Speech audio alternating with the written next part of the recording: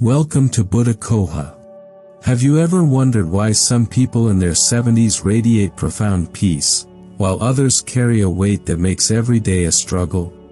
Buddhism teaches us that the later years are not a time of decline, but a sacred season of liberation.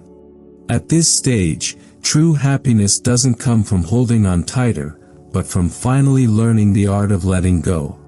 Today, we explore 7 Buddhist truths that, when released, transform the burden of aging into the gift of lightness. We will dive deep into ancient wisdom to help you distill life down to what truly matters. It is time to set down the heavy bags you've carried for decades and discover that growing older is actually an ascent into grace. Truth number 1, letting go of expecting others to provide your joy. The first and perhaps most deceptive burden we carry into our 70s is the silent contract of expectation. Without realizing it, we have spent decades investing in people, our children, our spouses, our colleagues, and now, at 70, a small, wounded part of our ego begins to demand a return on that investment. We find ourselves living in a constant state of waiting. We wait for a phone call that doesn't come. We wait for a grandchild to visit. We wait for a thank you for the sacrifices we made 30 years ago. In the fast-paced American life, where families are often spread across states and time zones, this waiting becomes a prison of bitterness. The parable of the empty well. Imagine a traveler in a vast desert who discovers an old stone well. He decides to stay there, guarding it day and night. He believes that if he is a loyal guardian, the clouds will eventually reward him with rain, and he will finally have water to drink and to share. Years pass. The sun parches the earth, the clouds drift by without a drop, and the traveler grows thin and angry, cursing the sky for its ingratitude.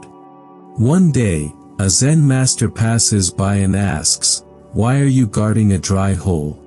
The traveler cries, "I have given my life to this well. It owes me water." The master smiles compassionately and says, "The sky owes you nothing. But if you look behind you, there is a mountain stream that has been flowing for eternity. You were just too busy staring at the hole to notice it." The wisdom of Santuthi, radical contentment.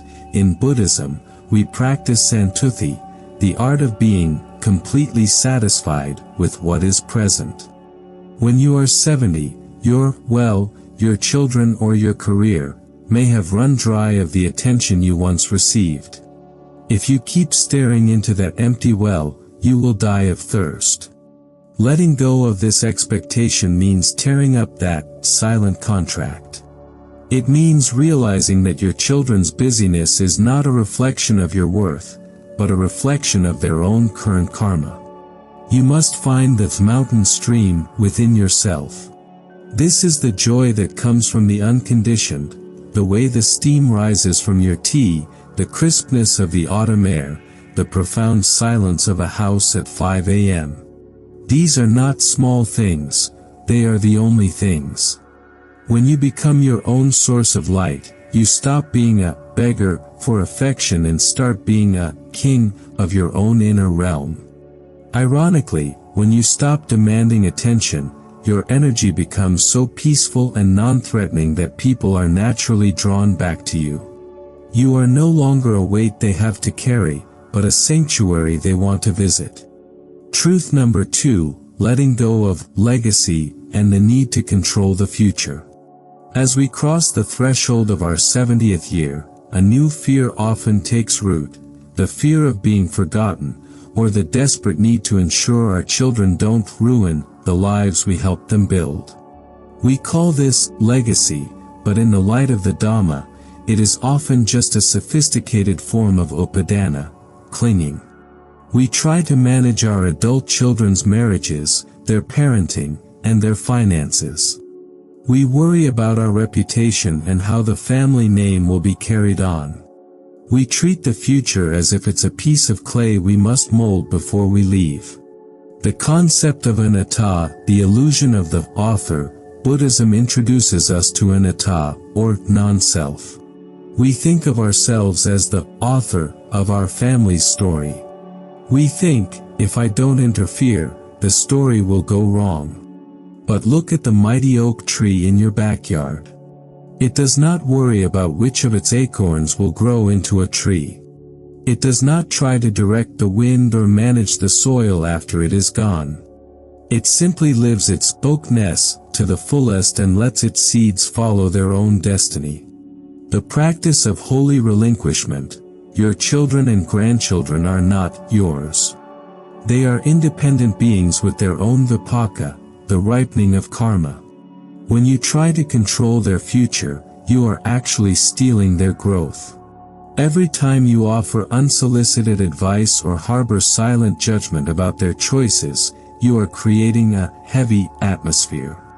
You are essentially telling the universe that you don't trust it. Letting go of legacy is the ultimate act of faith. It involves a shift from being the manager of the family to being the ancestor. A manager is stressed, controlling, and focused on outcomes. An ancestor is a pillar of strength who offers a presence rather than pressure. By letting go of the need to control the future, you give yourself the greatest gift of all, the permission to be finished with the world's problems. Your work is done. You have planted the seeds. Now, your only job is to be the sun that shines on them without demanding they grow in a specific direction. When you release the future, you finally find the freedom to inhabit the present moment completely. You realize that the only legacy that truly matters is the quality of peace you leave in the room when you walk out of it. Before we move to the next truth, if these words are bringing peace to your heart, please join us. Subscribe to Buddha Coha and let this be your daily sanctuary for wisdom. Now, let us continue. Truth number 3. Letting go of physical objects and the weight of identity storage. In the modern world, particularly in Western society, we are conditioned from the moment we can walk to be collectors. We collect achievements, we collect titles, and most visibly, we collect things. By the time we reach the milestone of 70, our homes have often transformed into something far more complex than just a place to live. They have become museums of the ego. Think about your own home for a moment. Every closet is likely packed with garments from a career that ended a decade ago. Every drawer is a graveyard of old gadgets, letters, and mementos that haven't been touched in years. We tell ourselves we are keeping these things because they are precious memories. But in the light of the Dhamma, we must ask a difficult question. Are we holding the memories, or are the objects holding us hostage? This is what psychologists and spiritual teachers call identity storage. We cling to an old suit or a professional award because it represents the time we were powerful, respected, and somebody. We cling to boxes of old books or dusty hobby gear because they represent the time we were intellectual, adventurous, or searching. We are deathly afraid that if we let go of the physical stuff, the person who owned it, the person we used to be, will vanish into thin air. We mistake the shell for the pearl. The parable of the traveling monk's boulders. There is a profound Zen story about an elderly monk who spent his entire life traveling from temple to temple. He carried 2 massive, sweat-soaked burlap sacks on his shoulders. One was labeled, "The Glories of the Past," and the other, "The Lessons of the Failures." Inside were thousands of stones he had picked up over 70 years. Each time something significant happened, he would find a heavy rock, write the date on it, and add it to a bag. He was bent nearly double, his knees creaked like old floorboards with every step, and his breath came in ragged, painful gasps. A young villager saw him struggling up a hill and asked, "Master, why do you carry those heavy rocks? There is a beautiful valley ahead, but you are too exhausted to even look up and see it." The monk snapped back with pride, "These are not rocks. This is my life. These are my hard-won successes and the wisdom I gained from my mistakes." The villager simply reached into his own pocket, handed the monk a single, light bird feather, and said, "A bird can see the whole world because it carries nothing but what it needs to fly. You are so busy carrying your past that you have no strength to live your present." The monk looked at the feather, then at his own bleeding feet. He realized that the weight of his history was the very thing preventing him from experiencing his existence. He dropped the sacks.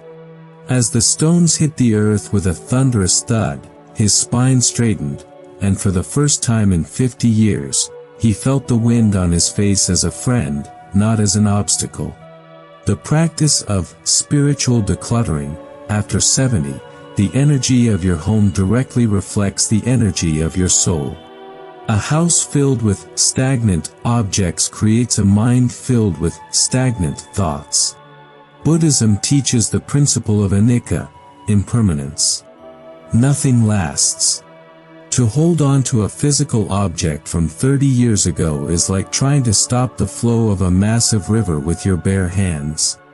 It is exhausting and impossible. Try this step-by-step exercise. Choose one room, or even just one drawer. Pick up an object and hold it in both hands. Close your eyes and ask yourself, does this object nourish the person I am today, at 70, or does it serve a ghost of the person I was at 40? If it serves a ghost, thank the object for its service, feel the gratitude for that chapter of your life, and then release it. Donate it. Give it away. Let it become a new and useful object for someone else. When you empty a shelf, do not rush to fill it with something else. Leave the space. That physical void is a sacred symbol of the mental space you are creating for enlightenment. You are not losing your history, you are liberating your spirit. You are preparing your spiritual suitcase for the ultimate journey, where we can take nothing but the purity of our consciousness. Truth number 4, letting go of the fear of aging and the productivity trap.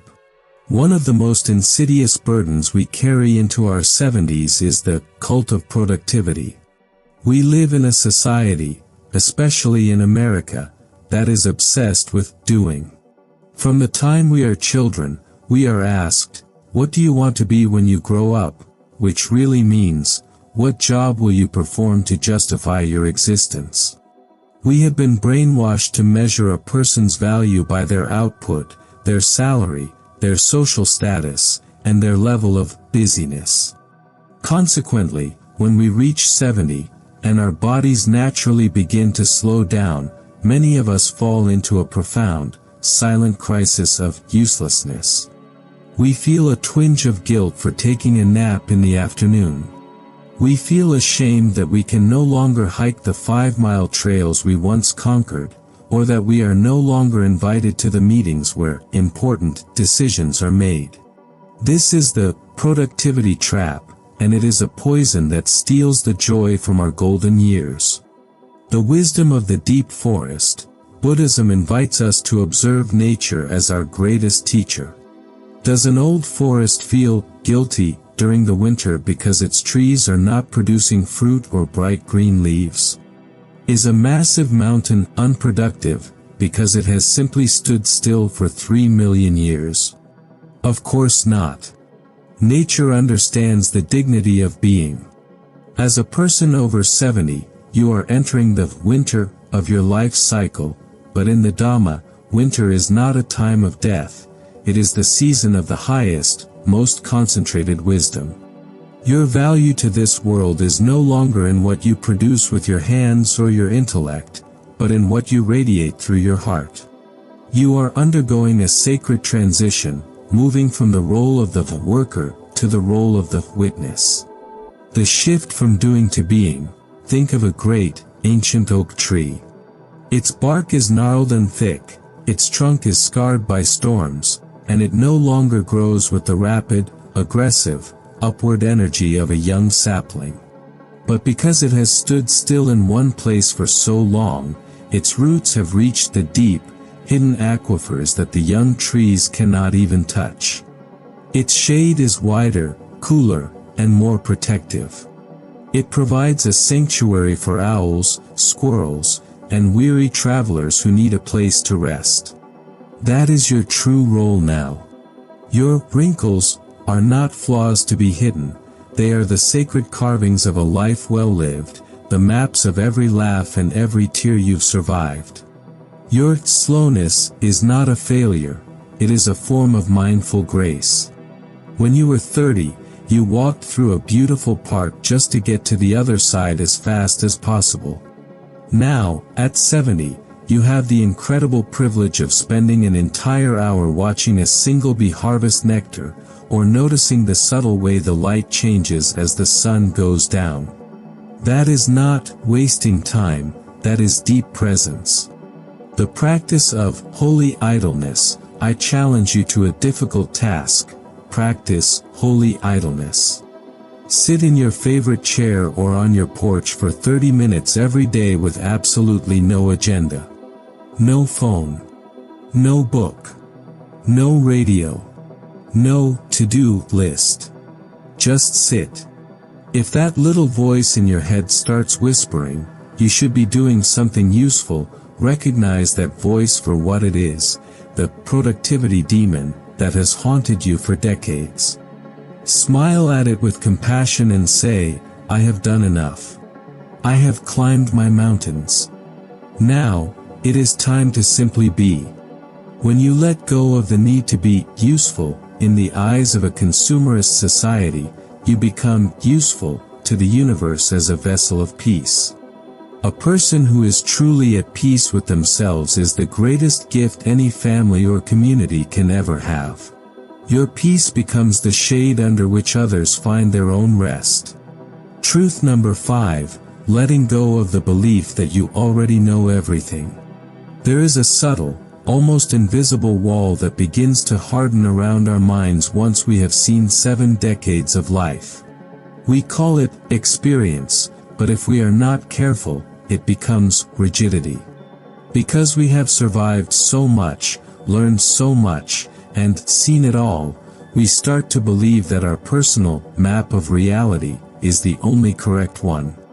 We become experts on how children should be raised, how the neighborhood should look, how the country should be run, and how a proper person should act. We stop being curious and start being judgmental.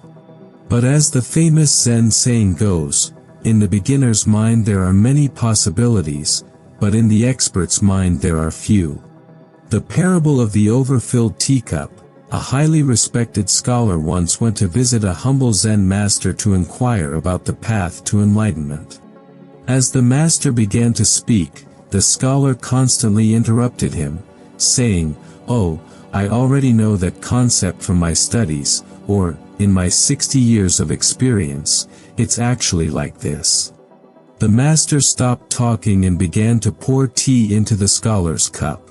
He kept pouring until the tea spilled over the rim, onto the table, and eventually onto the scholar's expensive robes. "Stop," cried the scholar in shock. "The cup is full. No more will go in."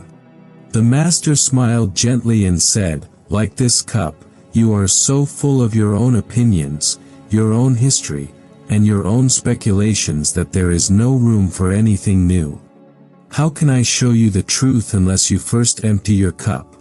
The trap of, back in my day, after 70, we often fall into the toxic habit of comparing every moment of the present to a romanticized version of the past. This creates a stiff mind that cannot bend with the wind of change.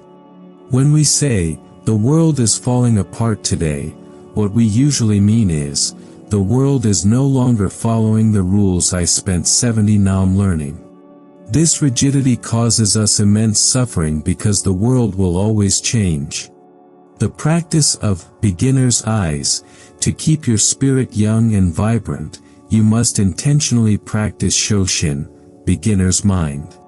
This is the art of looking at familiar things as if you are seeing them for the very first time in your life. In your relationships, the next time your grandchild or a young person tries to tell you about their life or a new technology, don't look for a way to give them advice based on how things worked in 1985. Instead, listen with pure, childlike curiosity. Ask, "That sounds fascinating. Can you explain how that works to me?" Or, "I never thought of it that way, tell me more."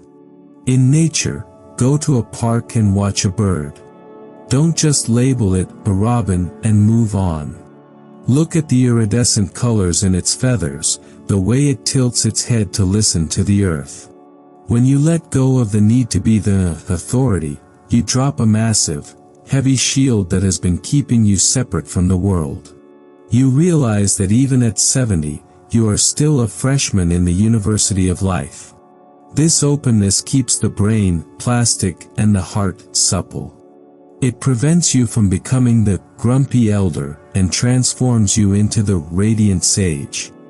Remember, true wisdom is not about having all the answers, it is about having the courage to ask the questions as if you knew nothing at all.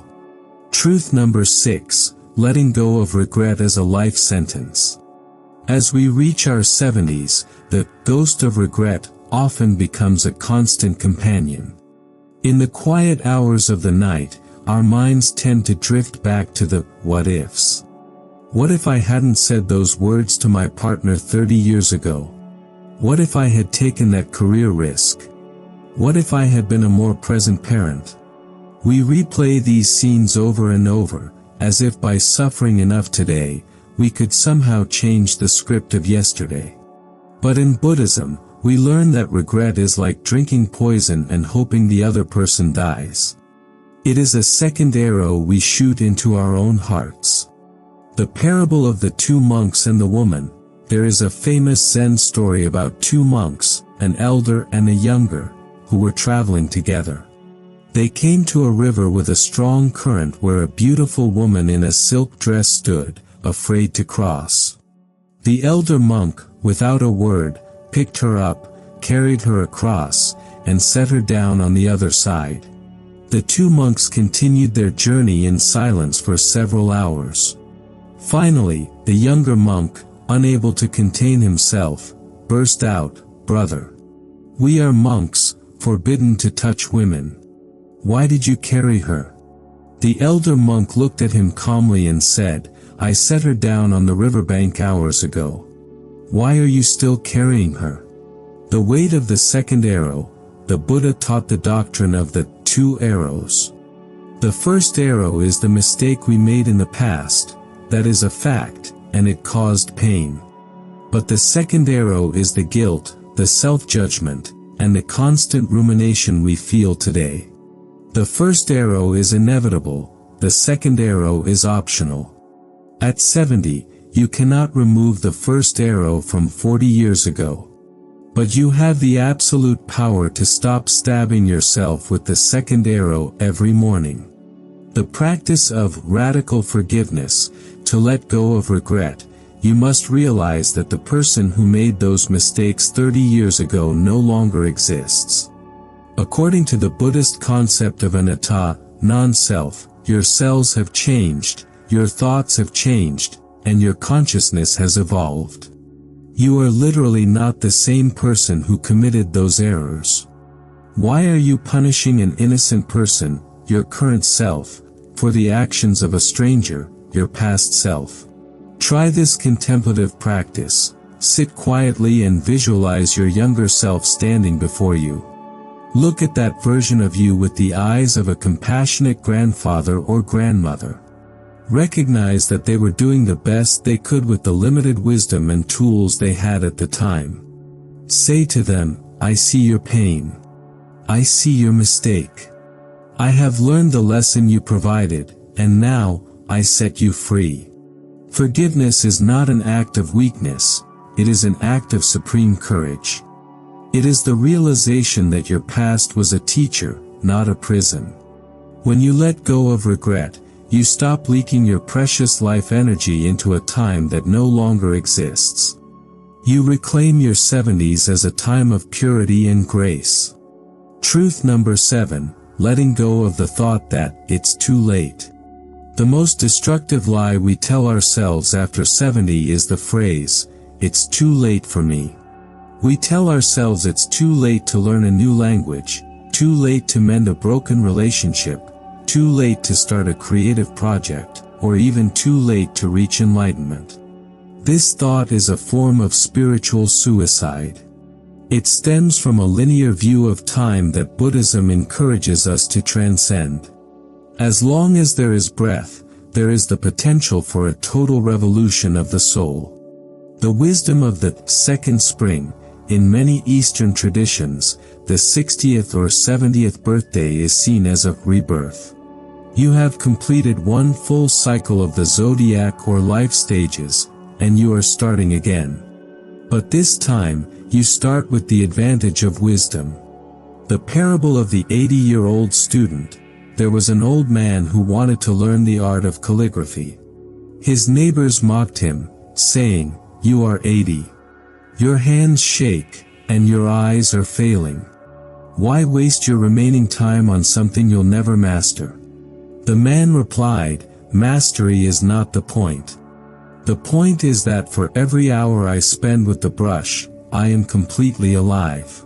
If I die tomorrow, I will die as a man who was growing, not a man who was waiting." He practiced for 5 years, and by the age of 85, his work radiated a soul and a depth that young calligraphers could never achieve. Their work was perfect, but his work was alive. That now is all you ever had. The Buddha taught that time is an illusion. You don't have years ahead of you, nor do you have years behind you. You only ever have this one fleeting moment. If you decide to be happy, peaceful, or creative now, then you have succeeded completely. Whether you have 1 day left or 20 years left is irrelevant in the realm of the spirit. The practice of beginner's determination. What is that one thing you've always wanted to do but dismissed as too late? Is it writing your story? Is it learning to meditate? Is it reaching out to a sibling you haven't spoken to in a decade? Do it today. Not because you want to reach a certain result, but because the act of beginning is the act of being truly alive. After 70, you are free from the result-oriented mindset of youth. You don't need to be the best. You don't need to make money. You don't need to impress anyone. This is the only time in your life you can do things for the sheer, holy joy of doing them. When you let go of the too late narrative, you step out of the shadows and back into the sunlight of possibility. We have journeyed through 7 profound truths that invite us to loosen our grip on the world. We have explored the liberation of letting go of expectations, the peace of releasing physical clutter, the dignity of aging without fear, and the courage to forgive ourselves. As you move forward into your 70s and beyond, remember that Buddhism is not about becoming nothing, it is about becoming everything by removing the barriers we've built. Every time you let go of a heavy thought, a stagnant object, or a lingering regret, you are shedding a layer of armor that you no longer need. You are becoming lighter. After 70, life invites you to a higher calling. It is the calling to be a lighthouse of peace for a world that is often lost in a storm of busyness and noise. By living lightly, you show your children, your grandchildren, and your community that aging is not a tragedy to be avoided, but a masterpiece to be completed with grace. Thank you for joining us on this journey at Buddha Coha.